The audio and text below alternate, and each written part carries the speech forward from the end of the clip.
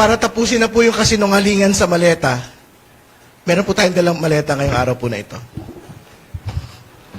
Hindi ho lahat ng maleta may pera, mga kaibigan. Yung iba po, may mangga at peluka. The House and the House Prosecution Panel will not be deterred.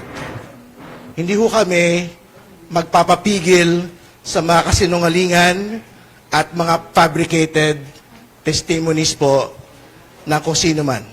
Direkta raw ang mensahe ni House Prosecutor Terry Redon sa harap ng mga paratang ng nagpakilalang mga dating miyembro ng Philippine Marines. Sa isang forum ngayong araw, bitbit ni Redon ang isang maleta bilang pagpapakita na ang politika sa likod nito ay maaaring nagpapatawa. Subalit ang impeachment trial ni Vice President Sara Duterte ay tungkol sa ebidensya, pananagutan at sa kanyang kaso. Magpapatuloy niya ang paglilitis at ipipresenta ng Kamara ang mga ebidensya laban sa pangalawang Pangulo sa Senate Impeachment Court. Binigyang diin din ni Redon na targeted ang pagpupulong sangkot ang 18 ex-Marines upang siraan ng prosecution team nang sa gayon ay mayroong pagkwestiyon sa kanilang kredibilidad pagsapit ng paglilitis.